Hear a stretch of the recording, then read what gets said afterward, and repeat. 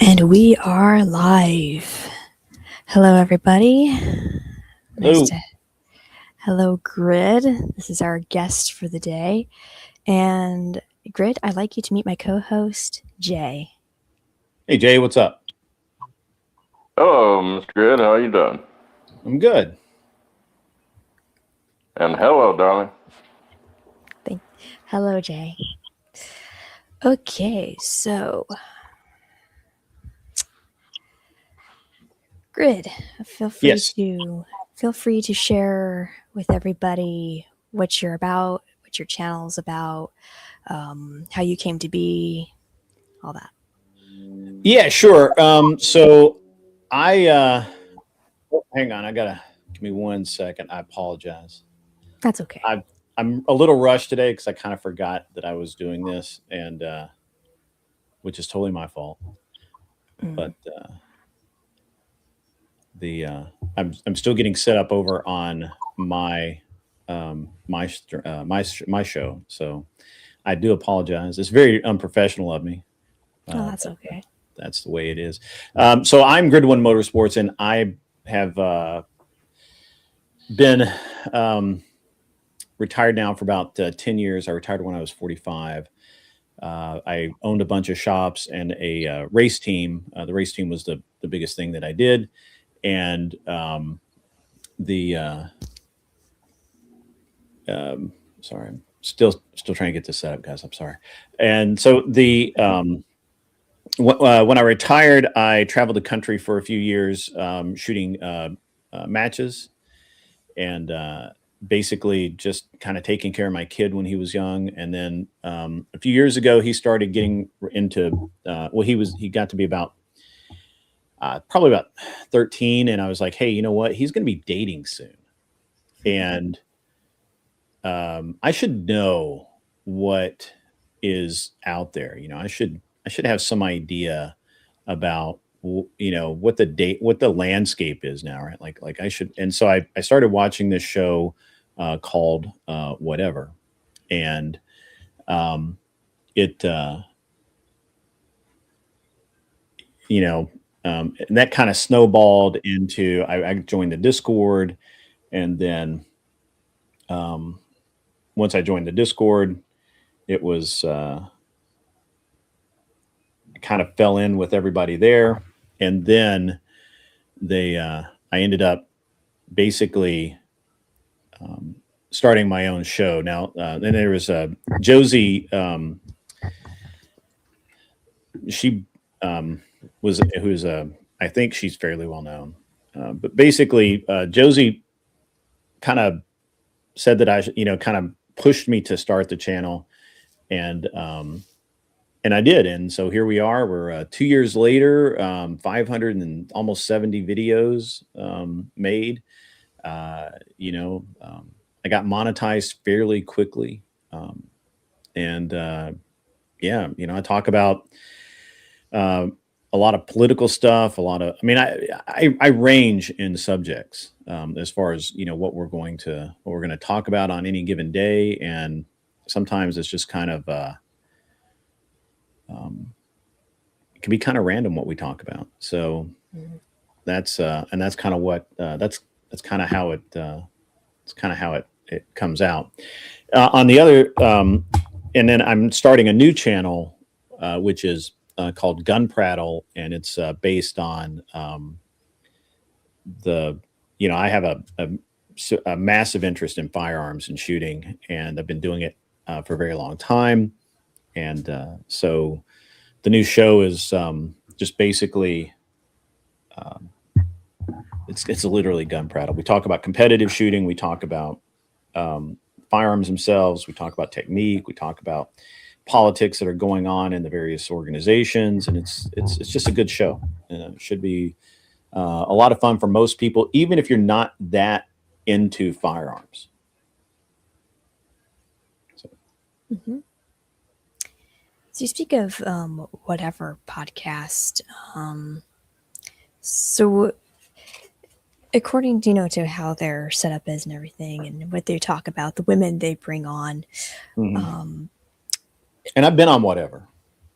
Oh yeah. I made a cameo a couple of months ago, a few months ago, Nice. while I was out in California. Yeah. Awesome. You I was gonna go, ask. dude. Sorry. I said, you go, dude. Yeah. Yeah, and we'd actually talked about having me back on. We just haven't gotten there yet. So Yeah, you'll get on. I was thinking about like what what situation that the women talked about irked you the most, of how that shocked you about the women today. yeah, I don't think it shocked me, but it did irk me. Irked is a great word, Irk, yeah. because it's excellent word usage. It irked me that these women would come on and they were really flippant about how they treat men. They were um, very feminist in nature, while at the same time saying that they want to be taken care of. They want um, the the masculine male, but at the same time, they don't want him to have any control. They don't want him to have any say in anything, and basically it becomes this. It's this very super feminist sort of dynamic, and then they whine um, about it when men start complying with their feminism, right? Like, and there's a great set of memes going around right now where, I love this one from the UK. This relatively attractive young lady is making a TikTok video saying, "Hey, it's so terrible that men can't be men anymore. Look at That's all of these men sitting and all of these women standing, and not one of them has offered a woman their seat." And she goes over to this dude and says, "Get up." And he's like, "What?" And she's like, "Well, get up. Let me have the seat." And he's like, "No." I said, "Get up. Are you a man?" And he says, "Do you believe in equality?" And she says, "Of course." And he says, "Well, fuck off then." Right? Like, that's exactly what he would tell the dude, right? If you want to be treated like a man, right? If you want to be treated as the equal to a man, then expect men to treat you like a man. And yep. nobody likes it, right? Nobody actually men don't want it because it feels weird, right? It feels irritating to treat women like men, and women don't like it because they I've never found a woman who did not actually like doors being open for them, you know, offering a seat on a bus or a subway and all of these other things. I've yet to meet a well, I'm going to say a feminine woman. I'm sure there's some bull dyke out there. And I mean, I don't know what I can say or not say on your show, so I'm just being me. Yeah. Um, there may be some bull dykes out there somewhere that honestly have bigger balls than some men I know. But when I say women, I mean feminine women that most young men would want to date, right? Yeah. And I've yet to meet one that when you treat them like a woman, that they don't respond positively to it, right? Hmm. And so I think feminism's bullshit. I think that feminism in and of itself has done more to hurt women and especially in relationships than any other single thing I can point to in history. And so that's kind of where it started. And then of course, just the revulsion of um, of how these women talk about how casually they have sex and how casually that they go in and out of relationships, and they have a roster. They have five dudes they're fucking at the same time, and all of that. And it's like this Lily Phillips, right? Like, I don't know if you guys are aware of her, but she's the porn star that did like 1,100 dudes in 13 hours. Ooh, yeah. Yeah, I heard about Right. Yeah, we did the math on that the other night on my show, right? And the math is staggering. It's amazing. Like it's actually grotesque. When I say it out loud, you will instantly have a feeling of revulsion, Hmm. because if you just figure average it. dick size of about 5.5 inches, 1,100 odd dudes, it works out to 170 yards of dick in 13 hours. Leanna just passed. Is that right? Like it's an instant like, oh, that's horrible. I didn't think about that. Right? It's math. It's just math, Just engineering. yeah. We're just engineering a better dick, And You know, Leanna just passed out, girl. so when you put it like that, right? Like it's funny, but at the same time, your first reaction is, ugh, right? I don't care who you are, right? And so, and this is what this is the way I was approaching what I was hearing on whatever was like Brian was very good at kind of manipulating the conversation into allowing these women to dig their own graves and just they would admit this stuff, right? Mhm. And so and then of course I did some super chatting. I got like not internet famous, but community famous for the amount of super chatting I was doing. And there's and it's and that was fine. I didn't have any, I thought it was kind of weird, but the because I didn't think anything big about it, but then I realized that it was actually, like when you think about like most people, kind of a big. Yeah. I always, on Substack, I always argue with people like feminists and sometimes misogynists, and sometimes when I saw a very disturbing tweet from somebody there on Substack was saying there was somebody that was celebrating everyday abortion. And I was like, what the heck, woman? I want to know how old this woman is.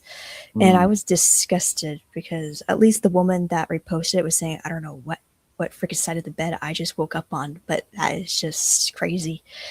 And I'm just thinking all these delusions that these women think that this is how it should be and it's power, and it's not. I feel like, not to be offensive, but I just think it's just not a God. safe. It's not good. It's just, and then the misogynists, how they talk like, there's no such thing as a woman being equal to a man. And I think they misunderstand what I'm saying. It's not about feminist equality where, a woman is just as superior as a man. No, what I was saying about equality is that when you have a life together, when you get married, you're next to each other, you're side by side, right? In matrimony, and a woman's not below, she's with the man, she's beside the man, she will share the home with the man, she will do her part in the marriage as well with the man, making decisions together, especially for children.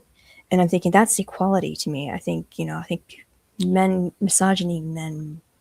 misunderstand that. They think it's feminist, but in my view it's like you're in this ride with this man. It's not actually equality. I think what you're talking about, and this is something I talk about a lot, because I think people have lost the meaning of marriage and the meaning of even having a relationship. You have relationships, especially romantic relationships, to get married. You get married to be a family. Right? I'm not getting married because I want to fuck some chick. Yeah. Okay. I didn't get married because I wanted to have a regular source of sex. I got married because I love this person and I want to have a family. I want this person to be mine, and I want this person to be my family.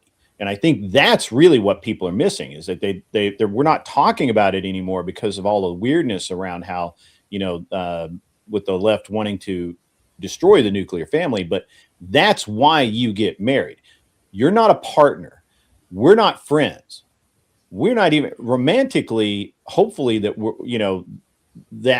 there's a romantic component to that. But the reality is that we get married to be a family.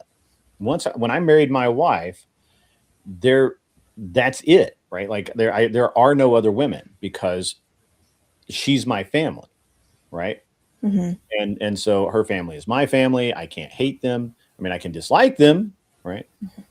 I can dislike them, but it's just like in my own family, right? Like I didn't talk to my brother for 3 years.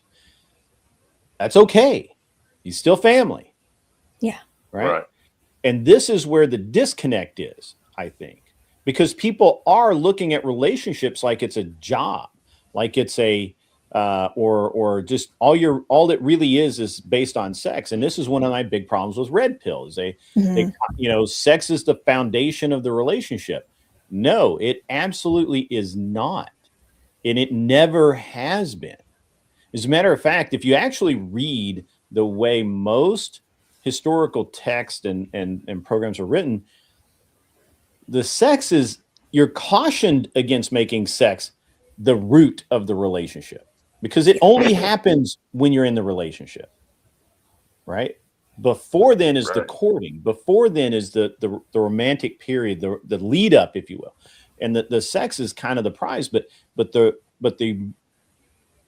reality is that the crux of marriage, of having a relationship, of having a family, of being in love with someone is they are now your family, and we've lost a lot of that, or maybe not lost it. It's been eroded to the point that people are like, well, if you don't have sex when you're 50 every day, well, your relationship's shit, and your woman's going to leave you. And I'm like, I'm 55, and that's not true, right? Like, and I did have a kid at 50, so I mean, I'm not, not. Thank you, appreciate that. Yeah. And I think that there's some truth to. I mean, I have very specific viewpoints on how relationships, how successful relationships tend to work out, but the reality is that in modernity we've lost the real reason behind marriage, and that is joining of a family. We go throughout history and we look at marriages were arranged for a reason. Marriages meant things not because you were going to bang this chick for the rest of her life.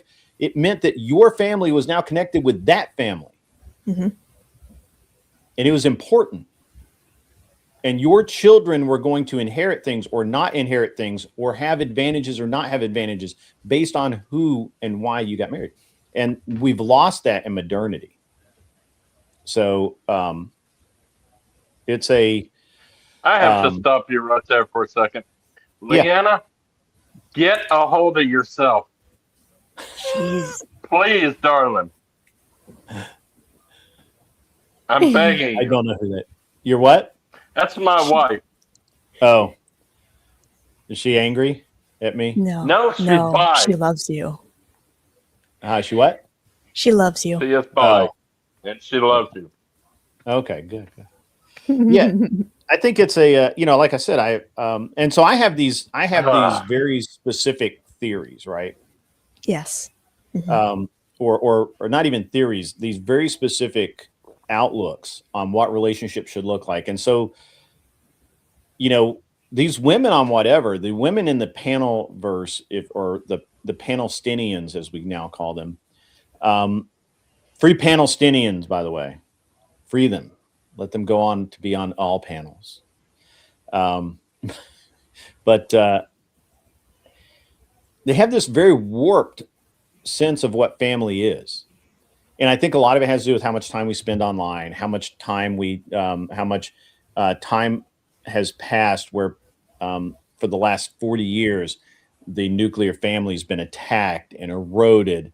And we're told over and over and over again that relationships are based on financial means, that they're based on convenience, they're based on sex, they're based on all of this nonsense.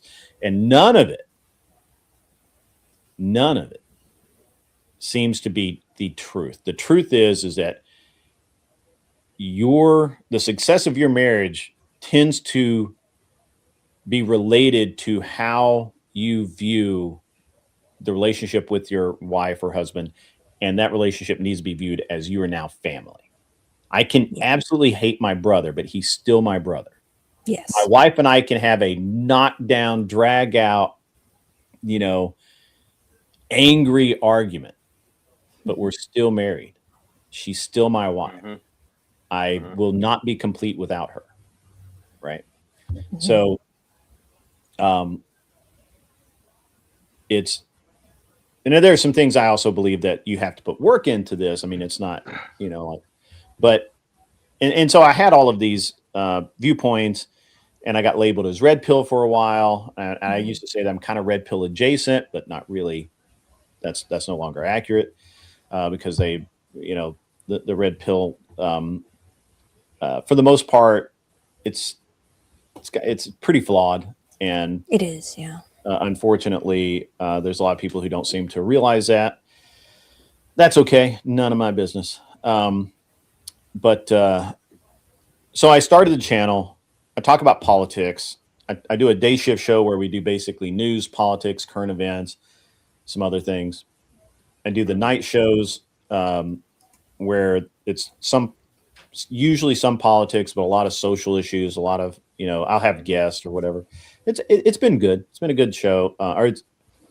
It's been good for the past 2 years. I have people that don't like me, and that's okay. That's fine. Oh, we love you.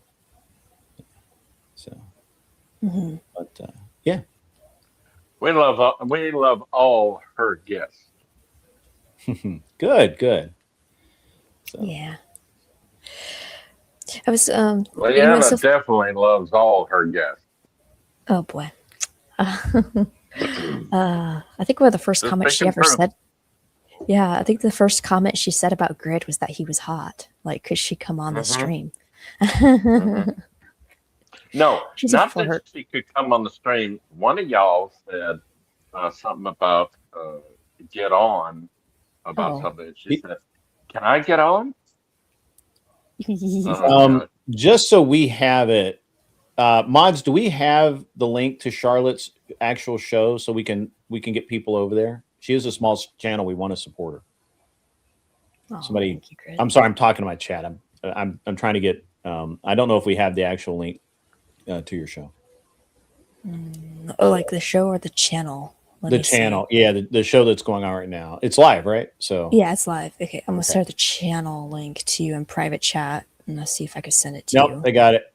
They got it. There. Yeah, they got it out there. Yeah, they got it. Good. My mods are awesome. Well, yeah, they got the channel. There we go. And then they've got that up. All right, cool. Glad that we're all on the same page. Perfect. Thank you very much, mods. You guys are awesome. So thank you, Grid. Thank you, everyone. Of course. Yeah. When you mentioned the red pill flawed, it was interesting because I wrote in the Substack about just to Jack Napier about how it's like how to make the red pill stronger and way to make it in a way where it's not so, how to put it, so sexually oriented, for just a man. And that's what he told me, like there was no such thing as red pill women, because that's how I came across. And he was saying that it's just for men. It's for sexual strategy for men, and that no women are in that space. And I'm thinking, well, if you're just basing it on sex, so you're just getting women laid for men, for their confidence, sexual potential.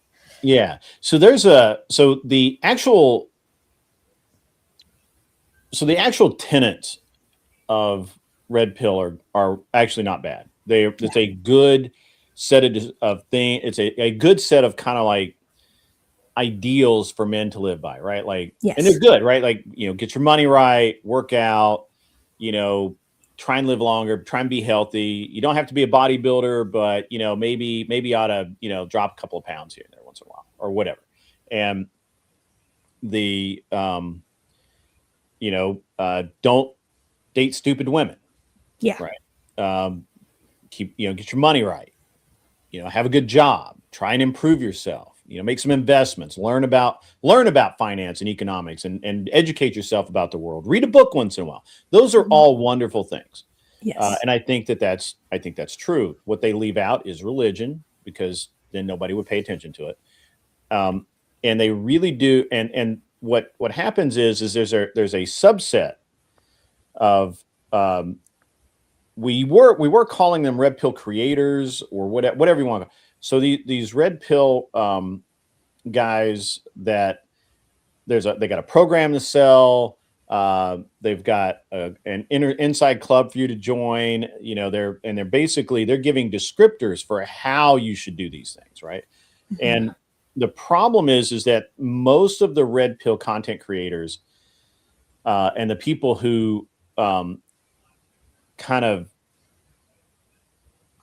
push this lifestyle, it cannot exist without feminism. Mm-hmm. Without women saying my body, my choice, and I can fuck whoever I want as many times as I fucking want, and I don't need anyone to tell me not to hop on that dick. Without that, red pill goes away. Because once women start to be chased, once you start telling women keep your legs closed, once you start telling women that dating is a vetting process, not a social, you're not building social contracts. You are vetting people before you enter into to whatever social contract that you so choose. So once you start telling women that don't fuck on first dates, once you start telling them that, red pill dies. Yeah. Okay. So they know that they cannot exist without feminism. So they never come out against it, really.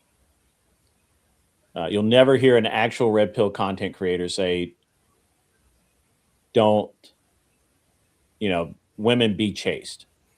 Now they'll say that a low body count matters and that, all of this, they'll say a bunch, they'll pay lip service to a bunch of nonsense. But the reality is that literally out of the other side of their mouth, they're saying, dude, you need to bang 50 women before you even know anything about sex. Right. Yes. And when they get called on that, they walk that back, but they actually start, if they actually start telling men to live the way that men should live, then their entire business model plummets. Yeah. And when I have someone in my chat, I have Marilyn saying, once you start telling women that, men stop getting laid. Sure. Mm-hmm. Yeah. What's wrong with that? Yeah.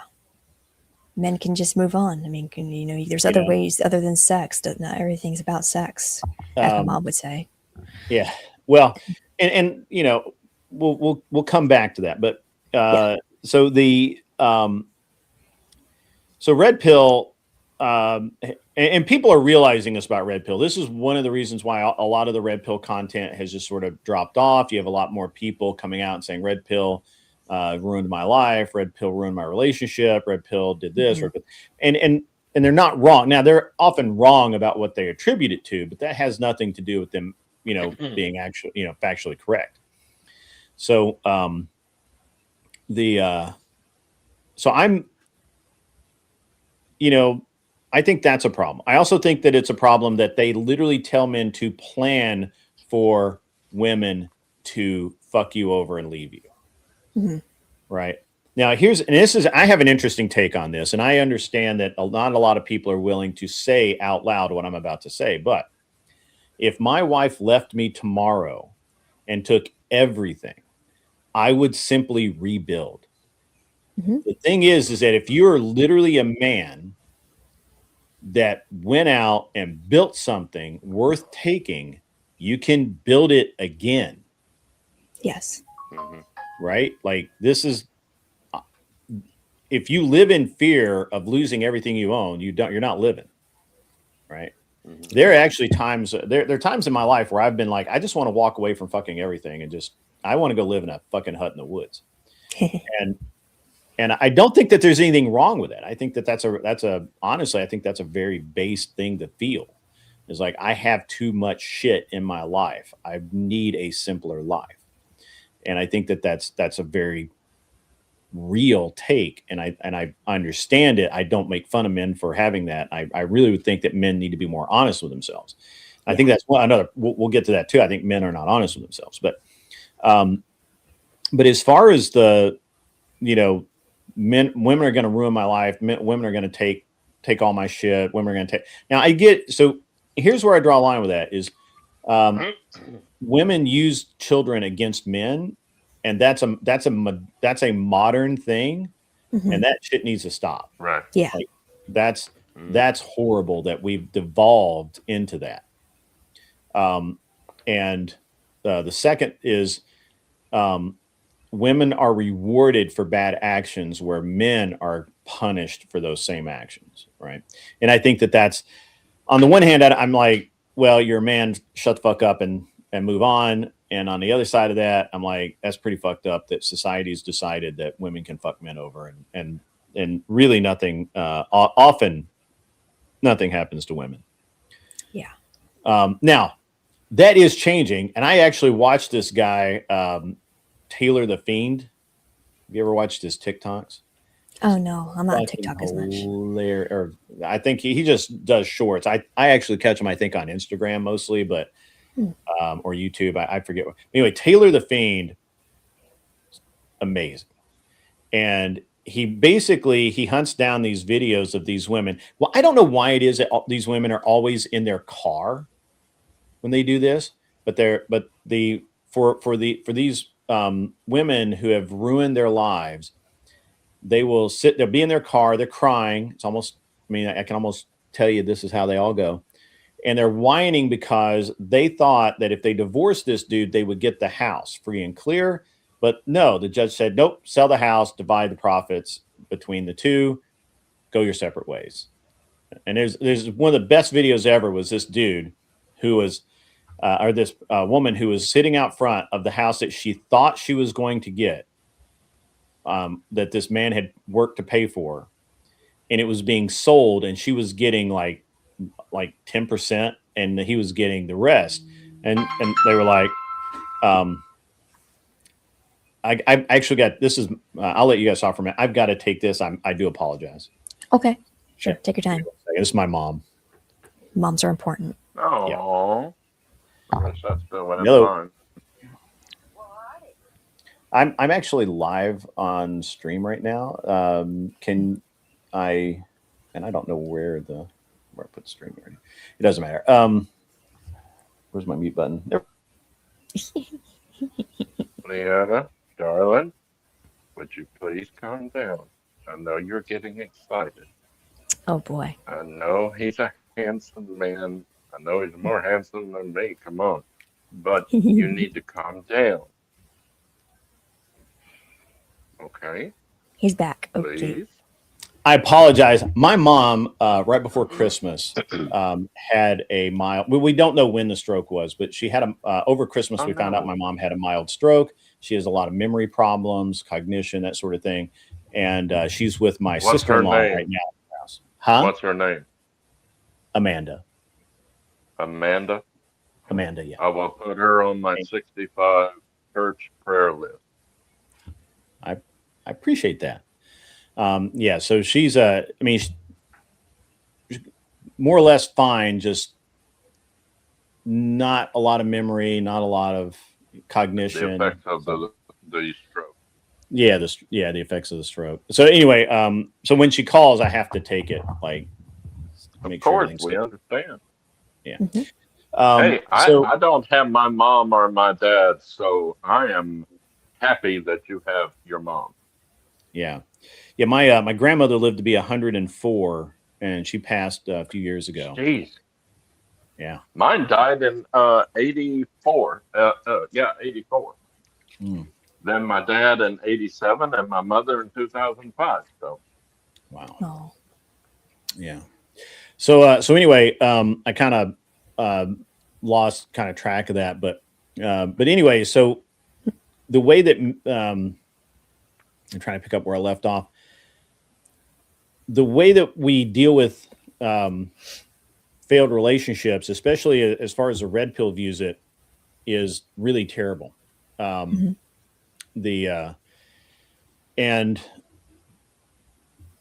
I have no idea how we got so messed up. Again, the thing with the lady in the Taylor the Fiend videos, she honestly thought, this woman did, that she would divorce this man who had apparently was a good, and she literally says, "Oh, he was a good husband. I don't know why I did this, blah, blah, blah." And I'm like, you did this because you thought you were going to get a house for free and a bunch of money every month and basically be live on Live Easy Street off of this man's back. And you could then just go have fun with your girlfriends or whatever every day. That's why you did this. Let's just be honest. Be honest. You messed up. Your girlfriends gaslit you and told you that life would be wonderful. And this is why. And so anyway, and he's got like a whole string of these. They're well worth looking at, and maybe even review. I'm not a review channel, but maybe even reviewing some of them because it's just hilarious. And I used to think that was like an aberration, odd. But now I'm finding that that women actually talk about starter husbands. Like they get into a relationship. Pardon me. They get into a relationship intending at some point to divorce the dude. I can't think of anything more evil. Vampires aren't that evil. At least they're upfront about they're going to suck the life out of it. Right. Oh God. And so I cannot understand. And to the very idea of a starter husband is offensive to me. So I do believe that we, that as a whole, we need to rebuild the value of the family, not just two people in love, having sex, living together. That's not a family. Yeah. The whole, kids, the dog, maybe some chickens in the backyard, things like that. Like I really do believe that is a very important part for society. So that, that makes me in a lot of forums, that's kind of makes me a heretic. Yeah. Right. Even though I consider them heretics. Yeah. But yeah, I mean, I talk a lot about the issues between men and women and how, one of the biggest things I say is that I really do believe that we're too hard on young people these days, and men and women, or boys and girls, should be taught to be more adult-like younger. I think that we infantilize kids far too long. And as a result of that, you have people when they're 18, when they should be well-mannered, have some concept of hard work, have a concept of family and how and everyday living. How they can do their laundry, they can do their dishes, they understand how to go grocery shopping, they understand budgeting, they understand all of these things. And frankly, I think that if your kid at age 16, if your kid can't move out on his own, you have failed as a parent. That's my opinion. Nobody will change it because at 18's too late. 18's too late. Now, I'm not saying that they need to move out when they're 16, but I'm saying that if your kid can't, if you look at your son or daughter, in my case, my son, if I look at my oldest son's 15 and he could actually move out on his own. He knows how to make a budget. He spends his own money. He has his own credit card, debit card that's linked to his allowance. It's not my money. It's his money. He has, and he spends it, and he has he knows how much he's spending. He knows what he's spending it on. He does his own laundry. He does his own, more or less he does his own shopping because he doesn't always like what what we want to eat. So he's big enough that he can make his own damn food. Would I want him to move out? No. Could he move out? Absolutely. He could. So, and I think that is success as a parent. Your kids, Yeah. my job is not to keep my child a child forever. My job is to turn a lump of mush into a grown ass human that can survive in the world. That's my job as a parent. Yes. You hone I his agree with skills. this one on the comment. You need skills. Yeah. Yeah, you need skills. That's why you Yeah. need to stay in school. But the way the school system is right now, I think homeschooling, if you can afford homeschooling, is the best thing you can do. Yeah. Oh yeah. That's Well, how I was. I say quite often that the entire public education system needs to be dismantled, rebuilt, burned to the Trump's ground, however you want to look trying. at it. Trump's trying. Very Yeah. first day he tried.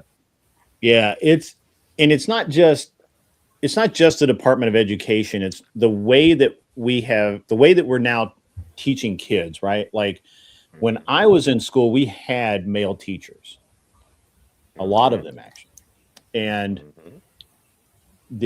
in modernity, it's actually rare to see a male teacher anymore because schools don't want the liability of having a gay teacher or having, or even a hetero teacher assault or have some sort of illicit affair with students. And yet, literally almost monthly, we find that some stupid woman somewhere is having an affair with her students. Yep. And so that is a failing of Where were all society. them women teachers when I was going to school? Jeez. Yeah, I mean, we didn't. So I had a good mix of male and female teachers. All the female teachers, except for maybe one or two, were like pretty old and crusty and cantankerous. So, but I really, I went to a military school for high school. I spent my freshman year. I went to a public high school, and after that, I went to a military school, and I really enjoyed that. My son goes to a private school. He's gone to a private school since second grade because in first grade, I literally had a public school teacher call me so that I could tell my son to do something. The teacher was not in control of the classroom. And I'm like, Wow. This is dumb. Like, this is absolutely dumb. Wow. And I didn't like it. So I've been I'm a big private school person if you can afford it. If you can't afford it, which certainly is understandable these days, I personally, I don't know what happened there. There are like my great nephew, Micah. He goes to a private school, and his mother and grandmother had to fill out forms, so the state could help with the payment. Yeah, I mean, and I certainly, I think that we're closer to private school credits than ever before. And I would love to see that happen, to be honest. I think that that's something that probably should happen sooner rather than later. And so I'm waiting for it, to be honest. Now, I'm of the opinion that once children are able to walk and more or less take care of themselves, they don't, not wearing diapers or any, whatever. Once children are able to kind of get around and talk, that's when the woman's job is pretty much over. Yeah. Men needs to take over. So that's kind of where my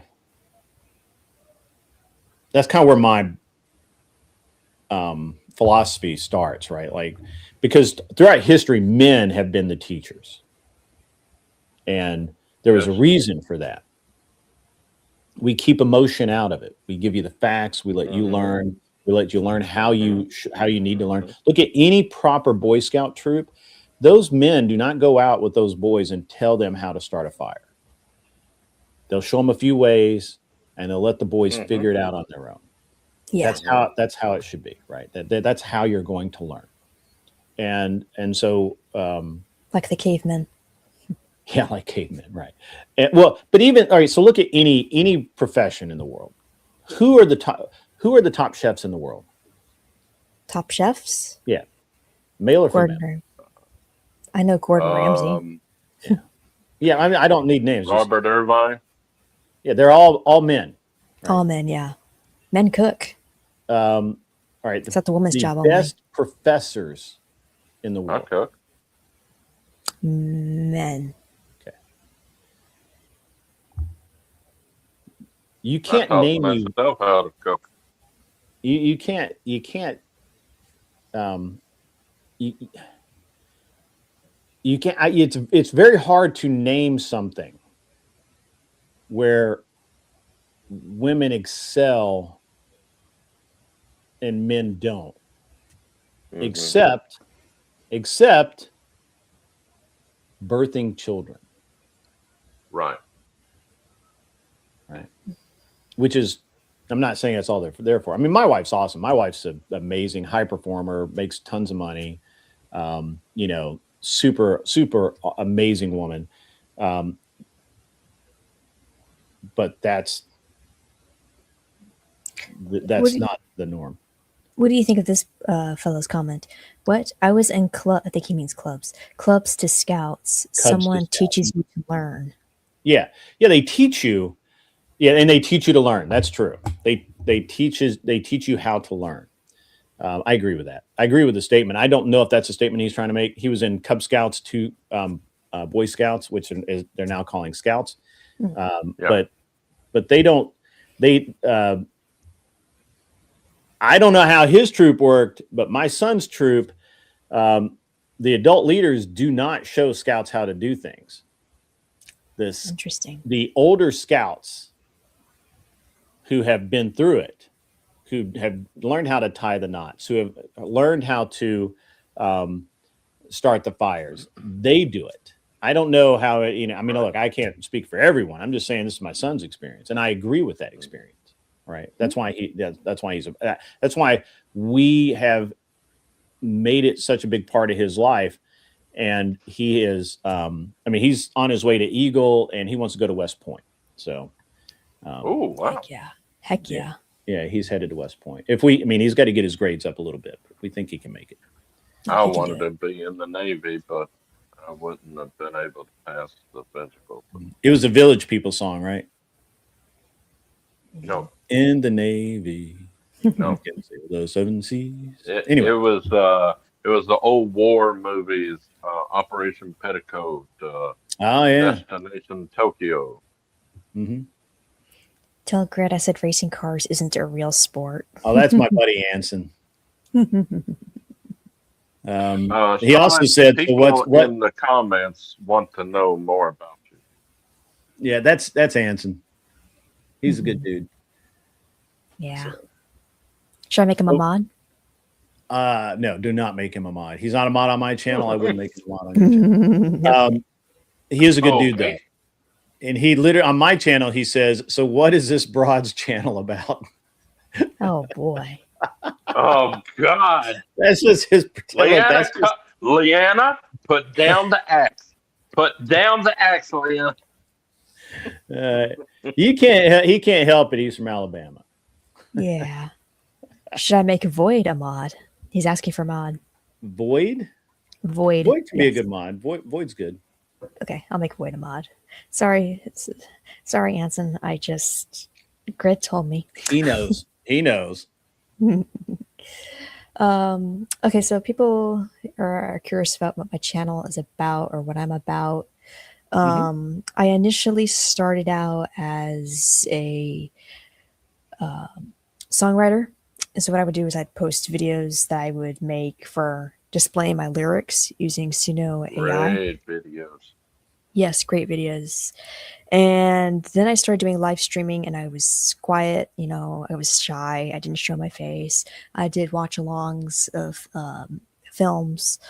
And then I started slowly getting into podcasting. And I think that started last year in January. I thought that was one of my new things I was going to do. And so I started talking with people, trying to get more engagement and increase my social skills because I'm a homebody and I was homeschooled all my life after the first grade. And so I started talking about pop culture and stuff like that with friends. And hold on a second. Okay. And then I just started boosting confidence, and then I started actually doing live You did? panels and showing my face and putting my voice out there. And so it was kind of like my way of boosting confidence in myself and all that. And And you have done a great leap of confidence because I hear it in your voice from past yeah, voice hearing your voice. I mean, yeah, it is great. yeah. I used to stutter a lot, if you guys can remember. Because I was just so Ah, shy. no, I never knew you stuttered. Oh yeah, I stuttered because I was shy. And then started writing novels, short stories and novels. So I started doing that, and I released my first novel on Amazon last Mm. year in October called Truth Seer Odyssey, which is basically about controversial takes about what's going on in this world today in a fictional setting. Mm. So I think far, I'm still in the first chapter, but I love it. I love it. that's good. And then I think that same month I started releasing music on streaming platforms. Spotify. Yes. Spotify, Pandora, iHeartRadio, Amazon Music. Didn't know you were on iHeartRadio. I have iHeart. Yeah, I'm on iHeartRadio. Okay, I Yeah, have to check it out. yeah. And that's And basically she me. actually has helped me uh, write a song, helped me complete a song that I'd been trying to write for 10 years, and it took just talking with Charlotte for 10 minutes, and I wrote the song. Yes. And You're she working. actually helped with one verse too, and she put music through the AI generator Suno. Suno? Suno. Suno. Yeah. And she picked the voice. I loved it. Loved it. Yeah. And you're working on another song, aren't you? Yeah. Yes. Still stuck. I can help you with that probably. Leanna, my wife, she wrote two songs herself and gave it to Charlotte, and she put music on it too. They're great Yes. songs. Charlotte is a great mentor. Let me just put it out there. She is a great mentor. Thank you. And I hope to get you onto streaming, Jay. When you get your own computer and Whenever I get my computer, heck yeah, I'll try to costs help. money. Yeah, I'll try to help get you set up on that because you deserve that. Yep, but that's basically all that I am. I'm a nerd. You know, What's um, gatekeeping? gatekeeping. Stop Yeah, gatekeeping, Leanna. FAFO Oh, with I'll let oh, you answer. 2026 said stop He's mad that gatekeeping, Leanna. I said not to make him. He's not mad though. He's Oh, uh, FAFO, she has gone through a great personal tragedy. She was beaten up by two people with cell phones and then a lead pipe. And she is afraid of technology because of it. And she has been working with a psychologist to help her get back to trusting technology. I just finally, the last couple of, I think it's been what, 2 months, that she will speak into the phone to type in what she wants to say on the comments. mhm. And now she's getting to the point where she is able to type. So, yay. It's Yes, little at a time. We're hoping to get her on the panel. yes, that's our mission. That's our goal because she has a lot of good things to say too. That I think Hmm. she needs to come on. Don't get dirty thoughts on when I say come on, Lana. Please don't. But yeah, I I really, she's getting better, and I can see it every day, and I'm glad she's getting better.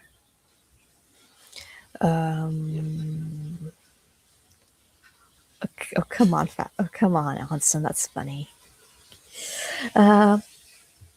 But yeah, that's basically all that it's about me. I mean, I started out in the Twin Peaks community at 20, and that's when I was starting. When you talk about building grid, Good girl.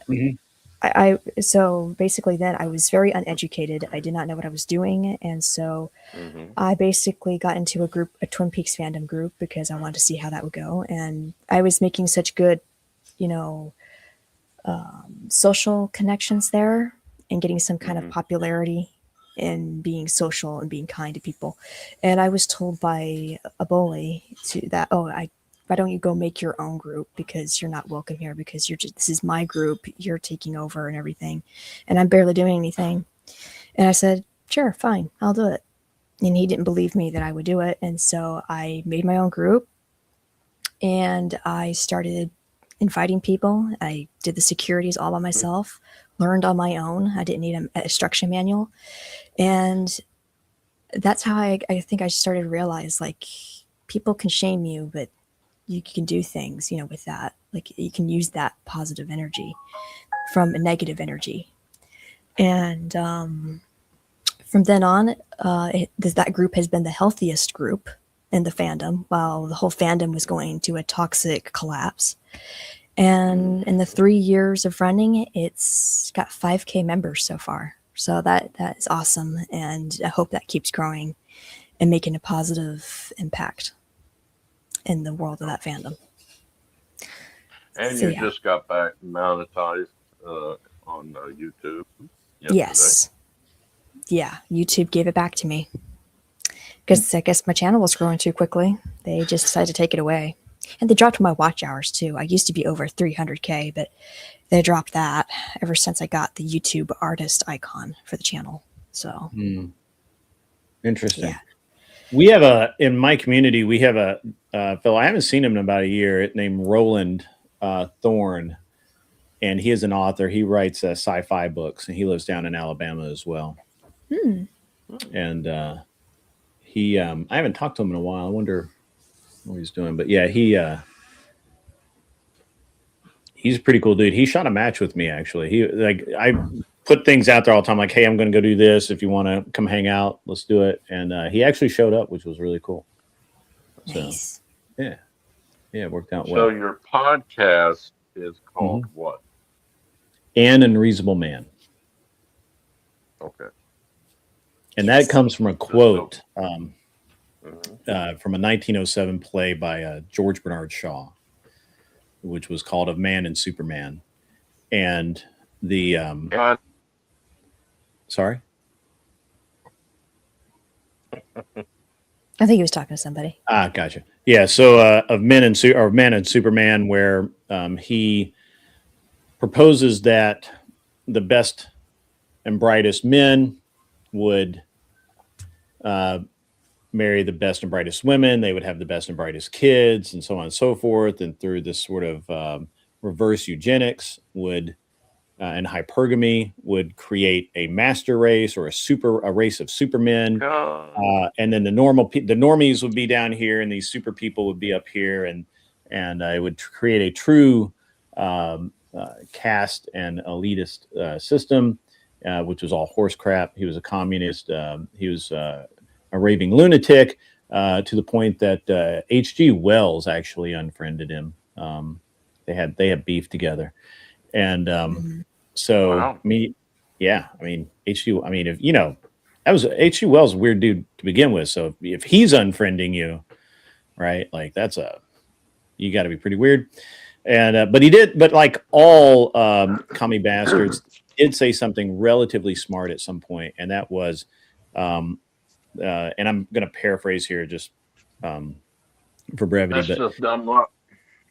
yeah, it is just dumb luck. But I'm going to paraphrase here. But basically, what he said is that the reasonable man accepts the world around it and bends to suit the world. An unreasonable man looks at the world around him and bends it to suit him, and therefore all change must come from unreasonable men. Mm-hmm. So that's why I'm an unreasonable man, because we have to change things, and nobody Yes. else is going to do it. Yeah. Yeah. Sometimes to be unreasonable is basically having your foot down. Sure, there's lots of ways to be unreasonable. Yeah. And when you spoke about, what was I going to say here? I always felt bad because I was saying last night on Substack, like the feminism was a cult that, it was rooted with good intentions, Mm-hmm. but it turned into a cult where we have to attack all the time instead of fighting for what was really mattered. And they were talking about equality, but it was like now they've switched to it's superiority. And then I'm thinking, the red pill, like what it made sense what you were saying earlier, how the red pill, in my view, has also become a cult because it's all about sexual strategy now. It's all about getting laid. It's all about, being your sexual potential self. Sex is the main thing that keeps things going. And I'm thinking what you just said, you fit it in perfectly. How without feminism, the red pill wouldn't exist. Mm-hmm. And if feminism didn't exist, the red pill wouldn't exist. So it's like I always saw hypocrisy in it, and and it was so sad because one person called me out as a liar when I said at first I'm a red pill woman, because I think being red pill is more than just about sexuality. Being sexual potential. It's more like you're awake to naivety. Like you're awake, and I've been awake to naivety because I was raised by boomers, and so I knew common sense. I knew, I was taught certain skills. I knew how to behave as a woman. I knew how to treat a man or just any human being right. And it's like entering that, they're like, that you're a liar. All women are liars. There's no such thing as red pill women. All this, and I was curious. I made a point to one person saying, "Well, Rollo Tomasi, supposedly your godfather of the red pill, is happily married to a woman he's been with for 20 plus years. He's never once condemned her as evil, never once condemned her as a liar. So, and his daughter just got married, probably a year ago, if that. So, how are you getting the fact that women should be condemned as liars entirely when Rollo Tomasi was lucky and his daughter, he raised his daughter right, to be married. So it's like, that's pretty much how I see, the hypocrisy of it. But I don't know if you view the same thing or not. Well, I mean, I think the problem with Rollo is Rollo, he basically, so he used concepts that have been defined clearly since the beginning of time. Mm-hmm. And he basically distilled it down into a couple of books, and he made money off of it. And then he branded himself as the father of the red pill. Oh. And originally it was just a self-help book. Understand that while I don't know what Rollo's personal desire other than to make some money out of it was, the reality is that what he created was, something that he sold and made money off of, which is totally fine. No problem with that. Right. Where the problem kind of comes in is it's not Rollo himself, although he gatekeeps it, right? Like he calls himself the creator of the red pill. He calls himself these things.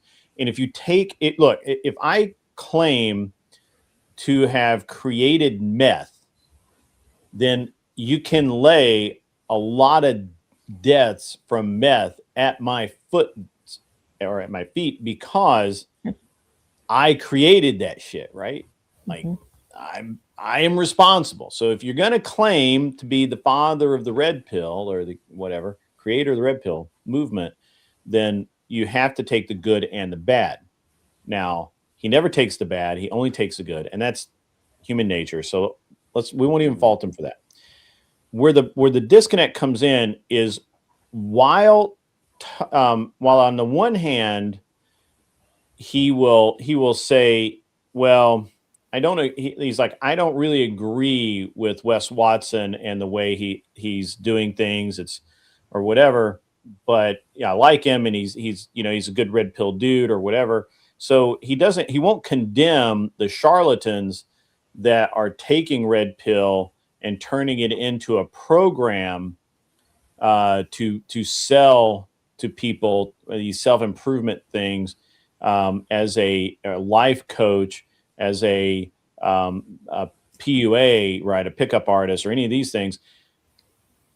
Rollo will never condemn those people, but he should, right? But he never will, because if he does, then then people won't buy his book anymore or whatever. And again, I think there's nothing actually technically wrong with the tenets of the red pill, and I don't think it intentionally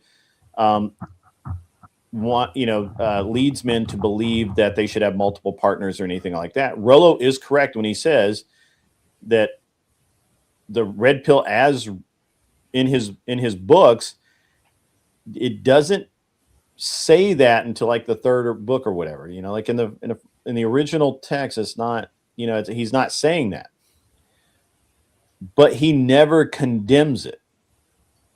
He never comes out and says, no, this is not red pill. Red pill's meant for you to find the woman, not a woman, right? Yeah. Red pill is not, it's meant to help men grow up and make better choices. It's not meant to make men into players.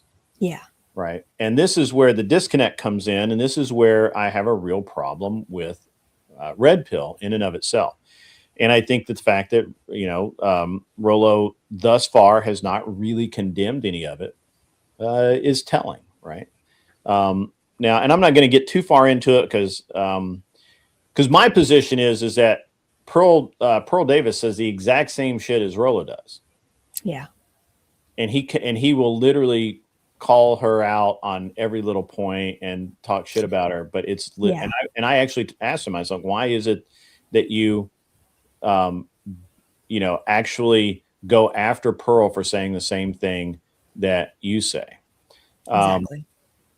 So and I don't, and again, Stephen Akari, I agree that while Rollo doesn't hold responsibility for people using his advice that way, if he's aware, if I'm aware of somebody using my advice in a way that is not correct, I'm going to call them out on it. I'm going to say, hey, stop that. You should. Yeah. You're corrupting what I intended, right? Right. And I think it's different than the inventor of a let's just say the inventor of a firearm should not be held responsible for murder, for instance. Sure, I agree with that. It's I'm not like saying that guy said once, famously said, right. Guns don't kill people, I kill people. Sure, but the point is that I'm not holding Rollo responsible for what Wes Watson says. I'm holding Rollo Tomasi responsible for saying that on the one side of his mouth, he says, these are just a group of tenets to live by. There are no prescriptions. And then when it's used to give prescriptions, he doesn't call it out and say, hey, stop that. If you're going to say these prescriptions, stop calling it red pill. You can call it Wes Watson's daily routine. You can call it Wes Watson's rules to live by, but don't call it red pill because that's not what I define. That's all I'm saying. He's a hypocrite. Exactly. He's a hypocrite. That's well, I don't know, but it's odd to me. I mean, look, hey, it's my opinion. I don't really care. Right. But at the end of the day, I'm fairly anti-red pill. I'm not trying to burn their houses down or anything. Or I have to look up the meaning of red pill and everything. This is all Well, it's over the my red head. pill is in theory, it's like men have been lied to for so long by society and told who they should be and what they should be, and the red pill is Oh, the woke movement. the red pill is the movement, or the red pill is freedom from those shackles, so to speak, right? Like Yeah. Oh it's God. the red pill is the idea that you are, you take the red pill, you see what the world for the reality that it is. Like the I don't Matrix. disagree with that. I don't disagree with that. And again, I think that not that the actual tenets are things that help men. Yeah. 100%. Mhm. So, but There's that doesn't. Yeah, there's too many red pill variations on the definition. Yeah, that's what I always came across. It's just And terrible sometimes. also, the failure of men and women and the young people today is we stopped whippings.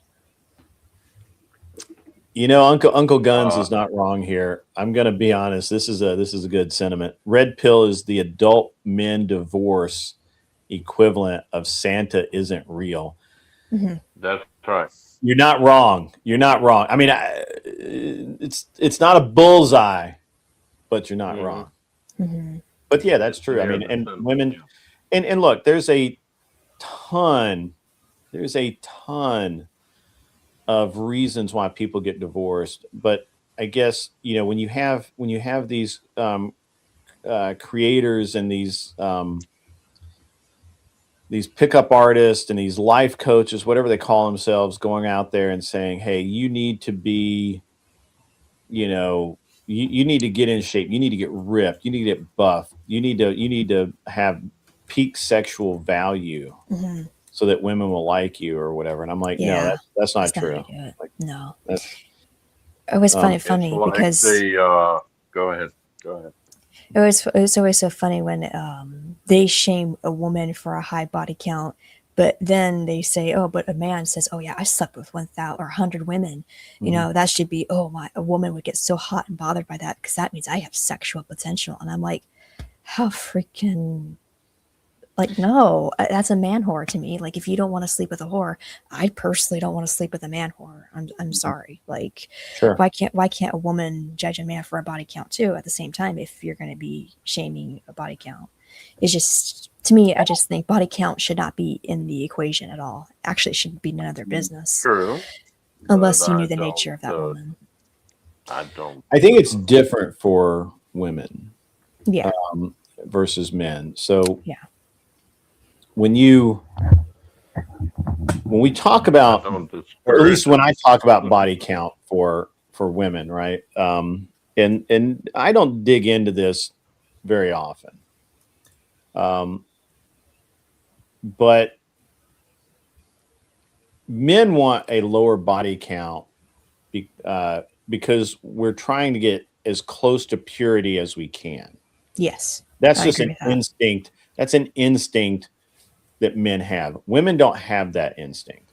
Women will not care about body count or sexual partners, and we know for a fact that women will go after men who are in a relationship with another woman because they see that woman values that man, so he must have value. So rather than take a risk on this dude over here who's the same dude just single, they go for Hmm. the dude that has a woman hanging off of him. We know Exactly. that that's the case, right? We understand. So this is just a simple difference between, like, again, and this is a crime against nature that we constantly try and say that men and women are the same, and we're not the same, right? They Yeah. just aren't. I look at a woman, if I see a woman with another dude, I when I was dating, I was like, yeah, all right, whatever, who cares? Like Yeah. like like I don't I never want to be in a situation where another man can ask me how his dick tastes. Okay. True. I just never want to be in that situation. Not ever. Okay. Yeah, not ever. And so Oh, there's every time not I enough bleach to get that memory out of my head. It is just true. saying, I never want to, I just, and that's what a guy thinks, right? Like a guy sees a man and a woman together. I automatically say, well, they're sleeping together. And I Nope, don't want any part of that. want any part of that. Now, if I see a single woman, group of women, I'm like, target rich environment. Let's go for that. Right. Heck yeah. So, and so we're opposites in that way. And then when we find out that, hey, this girl's, had 170 feet of cock in 13 hours, the revulsion instinct just takes place and men can't help that. Right. Yeah. I can't either. We really can't. Like I can't hear that this woman has had 30 partners or 20 partners or 15 or whatever, however many times she's had sex. I can't hear that and not go, oh. But women will never even ask about body count. They don't care. Yeah, that's true. I wouldn't. Now women do care about disease and that, they're like, hey, let's, go make sure that, you're not going to get me sick or anything like that. And that is a protective instinct because they want that they can have children and right. Exactly. And so, and literally every single time a woman has sex, she can get pregnant. So there you go. Yeah. So when we're just, when we have these conversations, I think a lot of people like to just gloss over things. It's very important, right? It's very, very important. You can't, and one of the things that people gloss over is men and women are different. We're just different. I have different metrics for what I value in a woman, and purity is one of them. Yes. Now, whether or not,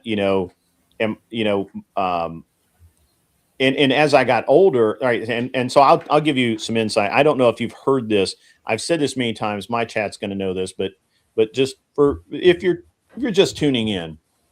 So I have this whole theory about how if you grow up together, and I started in this earlier, if you grow up together and you grow up right, so women know how to make a home, men know how to earn money and live life and run a budget and do all that kind of thing, and they're not infantilized by their parents, right? Because most 18-year-old people released into the world today can barely find a fucking light switch, and that's sad. That is sad. But I can. Yeah. You're not trying to turn it on the Bluetooth on your phone? No. Okay. I don't have a phone. I'm good. There you go. So when we look at this dynamic, if you grow up together and you've been taught by your parents to be at least competent, capable of taking care of yourself, and you get married and neither one of you have anything, and you're living in an apartment because your parents can't give you 50 grand to put down on a house, and you don't, you're not going to sell, sell some stocks or something that you've had for 10 years or whatever to put down, whatever it is. You live in an apartment, you both work, maybe you have a kid in the first year or so, and now the wife works part-time or maybe not at all, and the dude now has to get away and what happens is dudes in that situation, they don't have high school jobs, they have jobs, right? They're electrician journeyman, or they go in as an apprentice to an electrician to eventually become an electrician themselves, or a plumber or whatever. They go in the trades, they go to school, if they go to college, they come out and they get, most of the time I find that people in this situation tend to be what we would consider more successful than people who lollygag around and just fuck everything that moves and go to a bunch of frat parties. Mm-hmm. So in my case, I got out of military school. I went to college. I almost got married twice. After the second one, I just felt like God was trying to tell me something, and maybe I wasn't supposed to get married, at least not then. And so I launched into my career, and I did not date seriously. I only dated for sex. I did not date women that I felt like I would have a serious relationship with. If I started to go out with someone and I got the idea that they were a good girl, or kind of on the innocent side or whatever, then I didn't pursue that, because I knew that I was being a degenerate, and I was willing to accept my life of degeneracy. I just didn't want to make anyone else any more of a degenerate than they already were. Yeah. That's not altruism as well. I just also didn't want to, I wanted to limit my exposure there as well. So, and I just dated that way for 10 years. And part of that was because, and I still feel this way today. And I think that men instinctively know this and women hate it, is that when you actually get out of school or when you become someone that, or you are becoming someone in your job, in your career, the amount of time and dedication that it takes is just horrible on a relationship. But if you've been together since you were 16 and you got married at 18 or 19 and you've grown up together and you've been poor together and you fought through it together, you stand a chance of surviving that. But if you have been a party girl in college and dude all of a sudden is working 70 hours a week and you never see that dude, party girl's going to go party. Yeah. I'm telling you right now. Exactly. It's the way it is, right? And you don't, and there's a lot of resentment. Women feel abandoned by this. And I used to literally say that there was no way that any woman during that period of my life would have tolerated how I spent money and how I spent my time. Exactly. Absolutely no fucking way. Because I was building a life and I was building a career and I was, investing in myself. Therefore, about a year-long period, I didn't have a home. My mail went to my grandmother's house. I was always on the road. I lived in hotel rooms. When I was actually in Nashville for, when I had like a week or two off, I would stay at a friend of mine and camp out on his couch. So basically homeless, couch surfing, but I was making a shit ton of money. But there's no woman that would have put up with that shit. Just be honest, right? Like women don't like that. They found it like oddly attractive for like a date or two. And then it's like, you sleep on this dude's couch. I'll be right back. Yeah, absolutely. No worries. So when I was about 33, I was probably about 33, I dated this girl and she had a kid. And it was the first time that I had, and I was already in that I was on the downslope of having to work so much. And I was starting to get to the idea where like, hey, I'm going to open my own shop soon. I'm going to make some moves here. And I dated this girl and it was the first time I thought I might get married. And I kind of got the idea she wanted to get married. The problem was I couldn't be a stepfather, right? Like I just couldn't do it. I spent like a week solid, like soul searching, like, could I do it? Could I do it and be successful at it? And the answer is no. Yeah. The answer is no. Like there was still a dad somewhere in the picture. I didn't want to be a part of that. Yeah. I didn't really trust what she was telling me about how the relationship had ended, and any of that kind of stuff. I just really didn't. I just couldn't make it happen in my head. Right. I'm not that good a person. I'm not that good a human being. I'm sorry. You trusted your gut. Yeah, to some degree. But I agonized over this for a week. Right. And I just understand that and the number one thing I know about myself is I'm not a good person. Right. I'm just not. I think you're a good person. I'm not a good person. It takes every ounce of effort, energy, and drive every single day to be the person that I need to be. If it wasn't for the fact that I'm a Christian and I'm married, I would literally be a pirate slitting throats. I'm just, I'm not a nice person. I'm very driven, and I'm just, and I'm mean. Okay, I'm mean. I'm a mean person. I understand that I don't seem like that, but that's because I put a massive amount of effort into it every single day when I get up in the morning. Yeah. Because my my default mode is violence. Like 100%. If you allow the Holy Spirit to do it, it will change you. It will take the meanness out of you.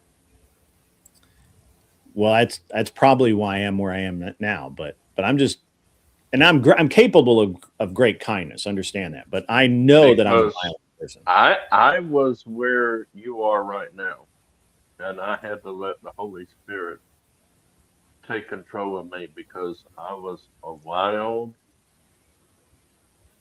I would mm, punch He's on. somebody right dab in the nose just for looking at me. Mm. Okay. Yeah, yeah. So again, I just know who I am, and I knew Mhm. that I couldn't be a stepfather, right? Yeah. And but that relationship was like it kind of changed something where I was like, okay, I can be married. I think I can be married. Yeah. Like it hit the right trigger, and I was married within a year, and I've been married Oh, for 20 years. That's just the way my life works, right? Like I make a decision, we do it. It's like yes. I would love to be a father. I think I'd be a great father.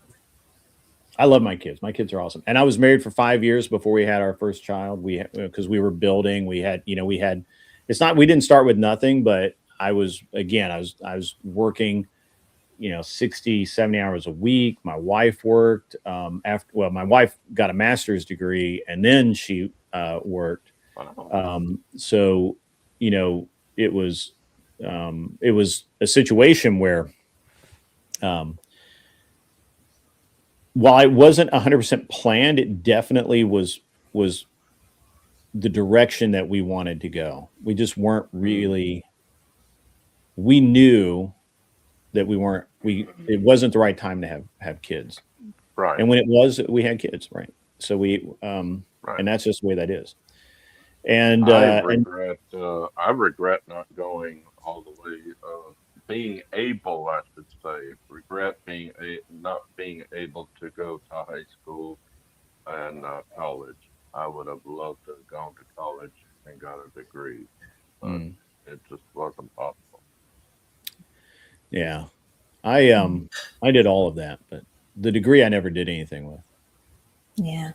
That's always the Yeah, pain right there. that reminds me of PvP. He's got a Hmm. degree in what's it Art. called art. Mm. And he didn't do anything with it.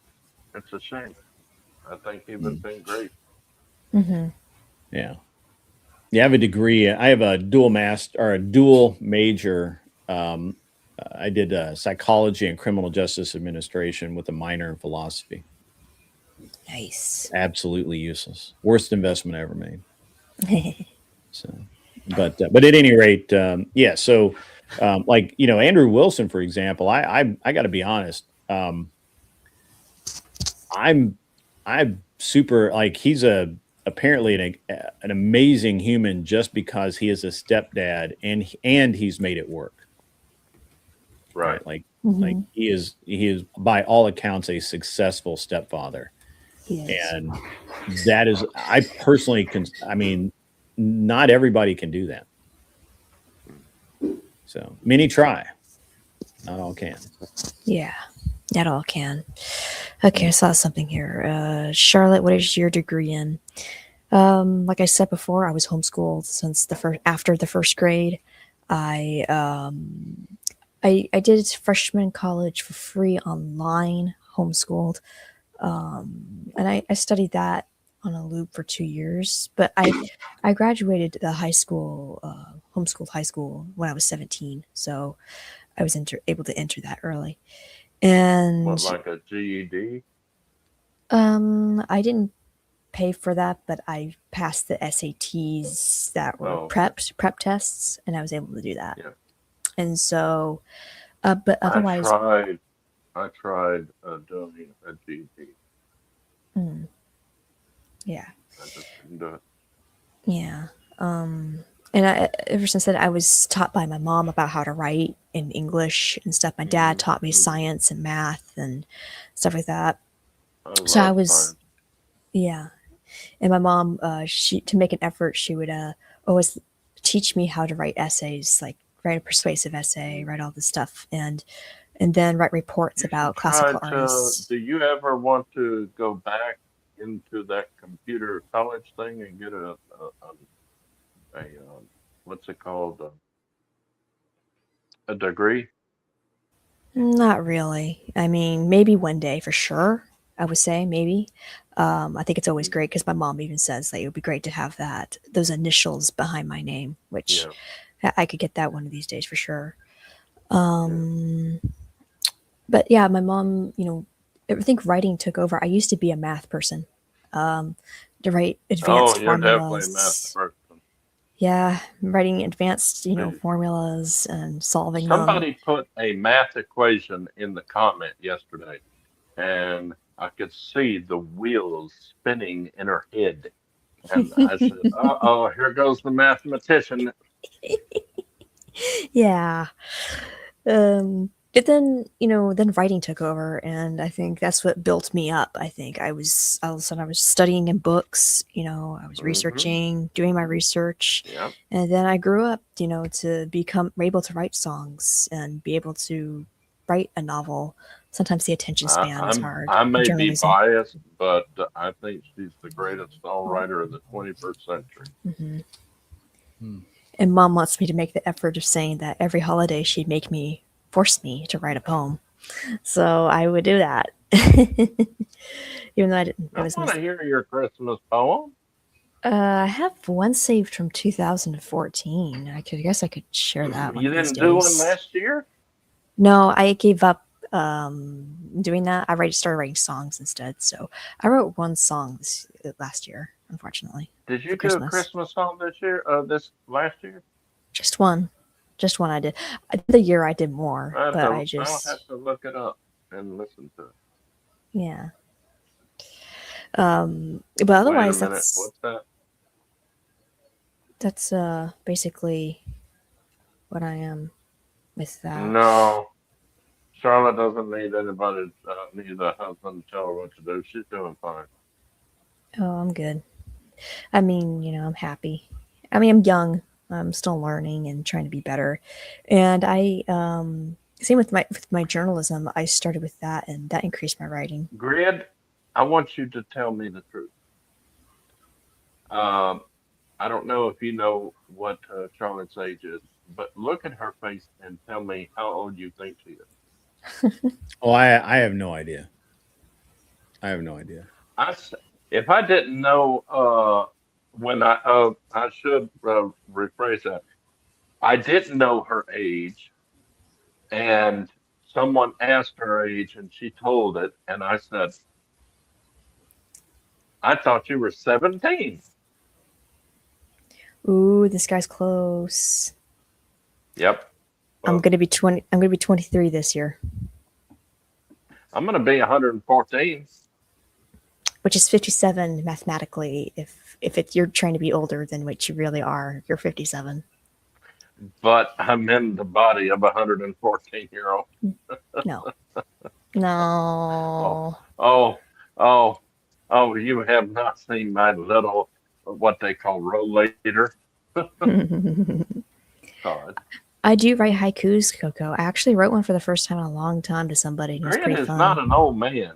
He's the what did you say? How old you were? Fif- 54, 55. He does not look 55. 55. See, see, he does not look like he's in his 50s. He looks like I don't know, 40s. yeah, early 40s. Now, I did get one person wrong. I'm always making people younger, but this one time I saw a man and I was talking to this lady and she asked me how old do I think she is and all that. Well, this man, he has all these wrinkles on his face.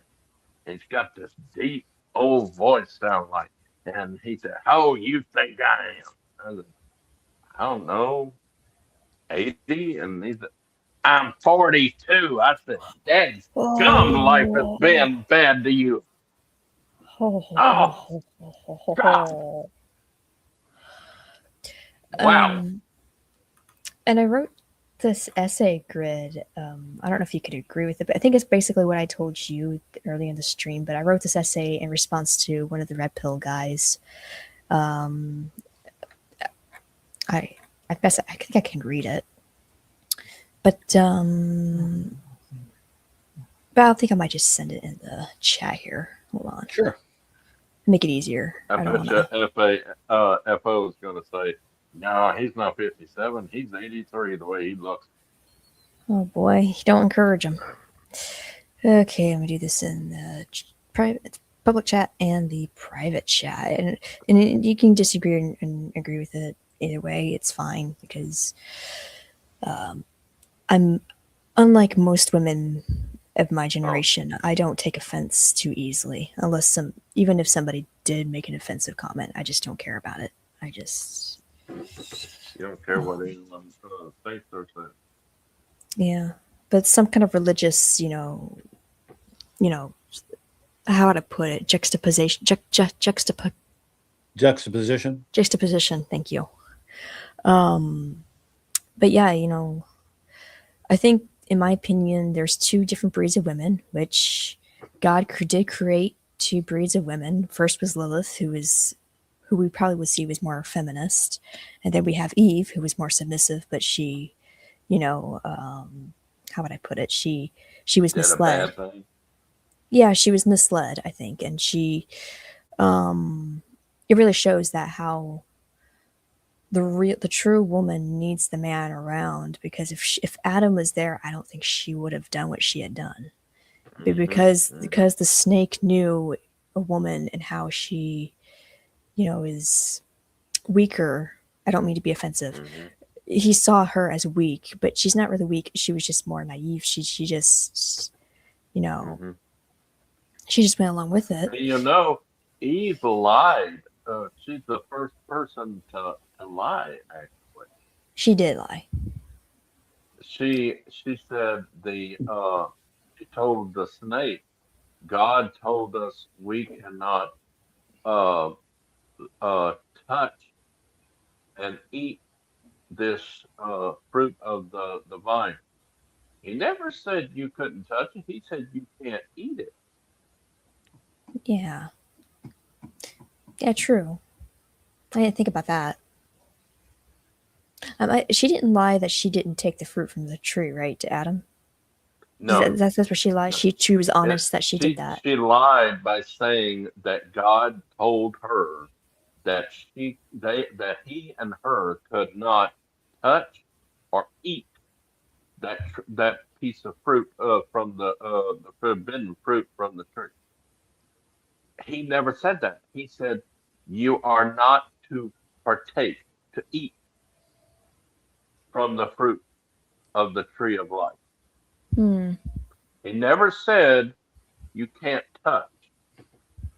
You could touch it, just don't take it off the tree and eat. Hmm. But Okay, I didn't think about that. he never said you can't touch it. I didn't think about So that. she was the first liar.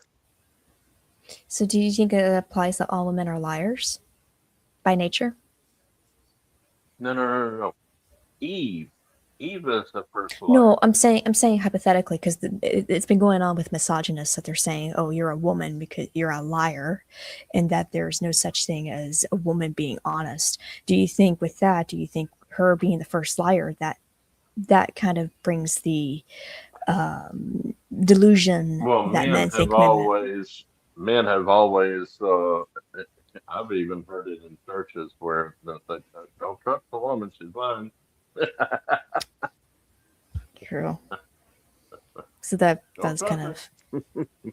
kind of feeds in their Just toxic jokingly, way. I but know. yeah, yeah, it's gonna be that way till the end of time.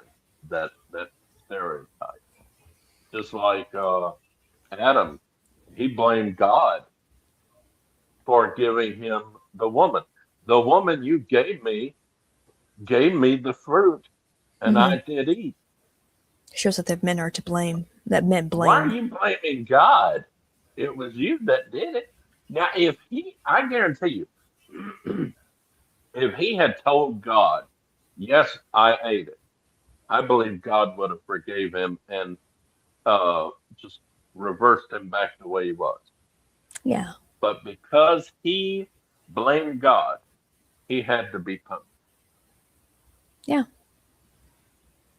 But there's a moral story in this. Basically, I always thought that everything in Yes, the Bible was a moral story.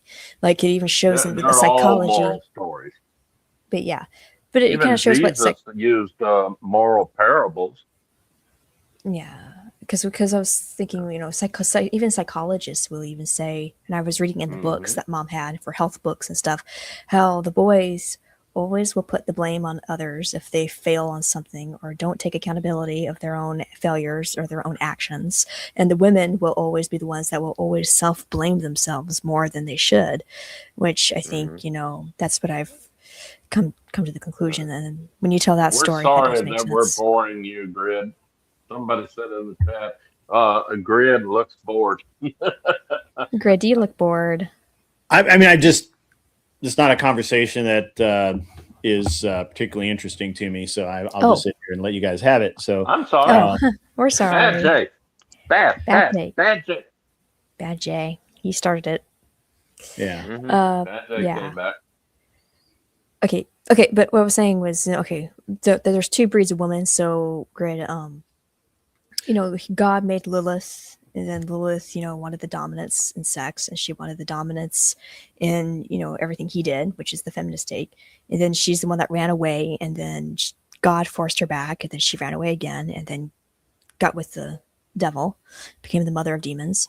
And then we have Eve, come down, and she's the one that's more submissive and everything. Mhm.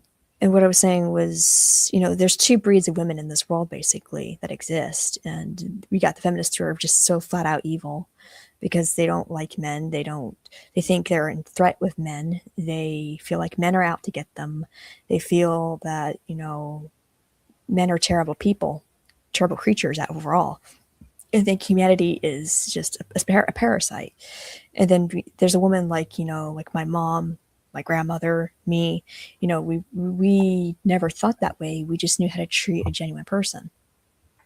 And it's sad because I feel like the other women, the Lilith kind of people, the girls, are winning over us and blinding men from seeing actually good women in this world. And I think that's kind of like a threat to us more than anything. And I'm thinking, is there any way we could actually be more, seen and men to actually believe that we still exist? Because obviously some men don't think we exist. mm. So I think that there's a couple of different things here. So first of all, I think that while um, the story of Lilith and Eve is really compelling, I think that that's not saying that there are two separate women. I believe that those women exist in all women. I Hmm. believe that I've never uh, even heard of this Lilith. yeah. So I believe that all women have the capacity to be um, feminist, absolute, you know, uh, I hate to say bad, but you know, just they all have The good, the bad, the ugly. I think all women have the capability or the ability to be either or both at the same time a feminist and a submissive woman who submits to patriarchy. I think that we see that throughout the entire Bible, especially when we start talking about men submit to your husbands and that sort of thing. We have that scripture because of this. We can call it the duality of man, but it's really the duality of human. And when they say duality of man, it's not just men. Literally, it is man as an existent creature, which includes the female version. Because I believe that all men have the same propensity, right? You have men who can trust women and who engages with them in good faith and puts themselves out there, and sometimes they get hurt and sometimes they don't. I'm gonna kind of reject the idea that it's either one or the other, right? Um, and the and I think that most of us would agree that you know even feminists understand that they ought to submit. The problem is they can't bring themselves to submit, and that's because of other sins, pride, prejudice, all of these other things. So so I don't get into I don't look at it from those perspectives that you're talking about. What I think is that, first of all, I think that there are men out there who have convinced themselves that there are no good women out there, because what they see is um, a bunch of dudes scoring women and them not, and there has to be, and for a lot of men, that has an ego component that's very large, and so it can't possibly be them. It must be something else. And this is one of the few things I think that the red pill as a doctrine gets right, and that is men need to make themselves men before they get pissed off that women don't want them, right? That you can't be a weak man or a failure as a man and expect women that you would want to be with to want to be with you. That is insanity. You can do better. Yeah. That's why I tell people all the time, do better, be better. So, it just takes a little bit every day and you'll be like really a lot better. Myself, for example, I'm not kidding that I'm not a good person. I've fought people before. I have a massive temper. I have, I understand on a very, very high level that I have the capability of great violence, not just a little bit of violence, not like other people get mad and punch a wall or something. I have the capability of exceptional violence. And because of that, because I understand it, now I have to take responsibility for that. Yes. Use this word that comes up in my language a lot, is responsibility, right? I'm responsible. If I get angry and I hit someone, I'm responsible for that. If I have an interaction with someone and I treat them very poorly and I should not have, I'm responsible for that. And so that's something I think that a lot of men, especially young men, who have been told their whole damn lives that they're not responsible for anything. And we get back to the infantilization of humanity, where we literally have 20-year-old adults that can't drive themselves to the supermarket, can't walk to the supermarket, once they get to the supermarket, they all they can do is swipe their phone because they have no actual understanding of how things work in the world. And so because their parents have shielded them, because their parents have done everything for them in life, because all they ever had to do was go to school and come home, and they went to parties with their friends, and so they have all of this stuff. So I'm not talking about those people. I'm talking about what I consider normal humans that, by the age of 16, they have a driver's license. They're driving around. They have a place to, they get in trouble if they come home late. They understand boundaries. They understand hard work. They understand if they want something, they have to earn money to get it.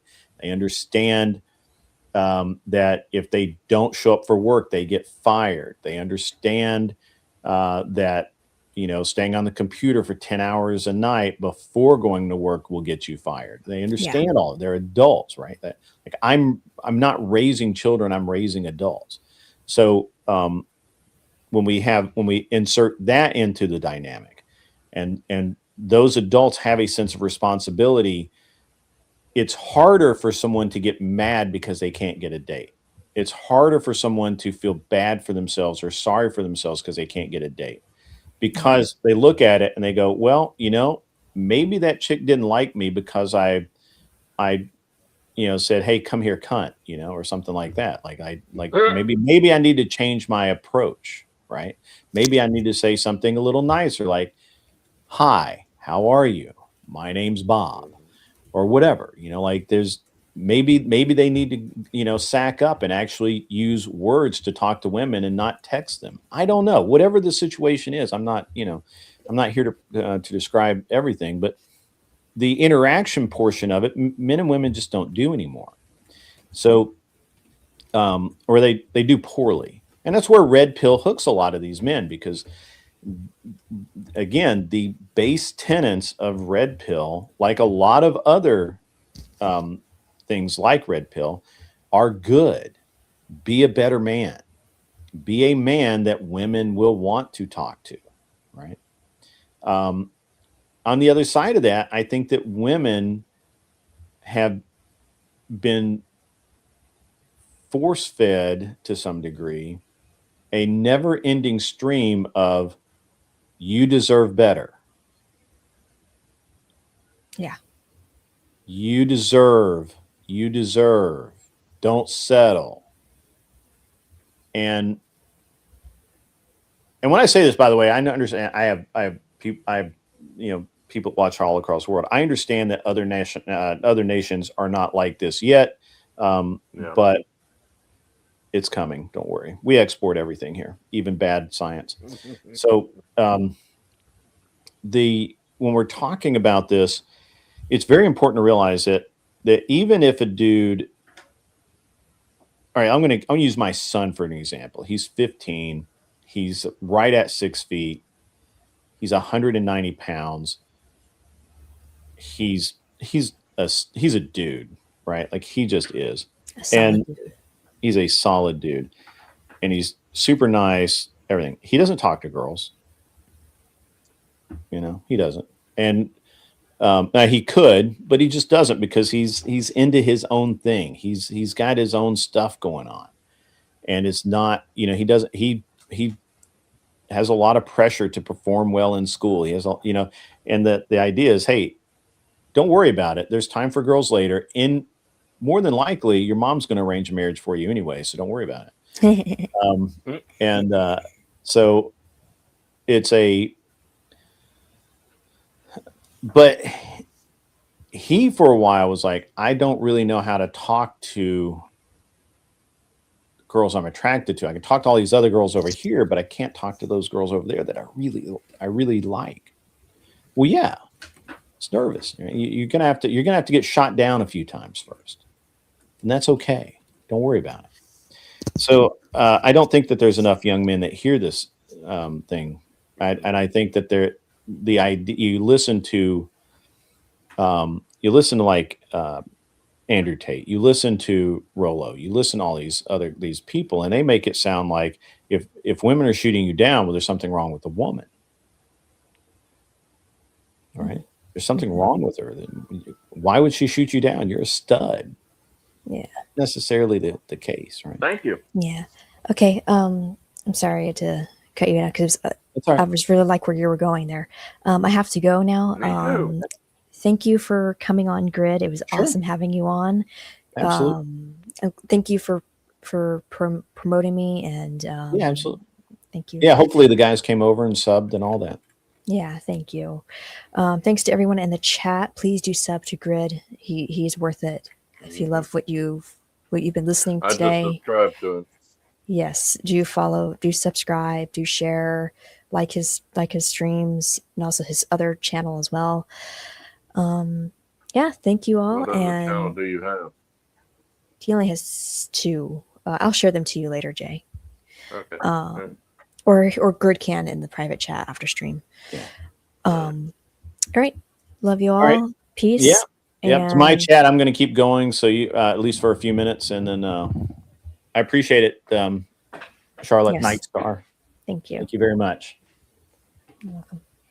Alrighty. Have a great rest of your weekend and have a great upcoming week. You as well. Love and peace.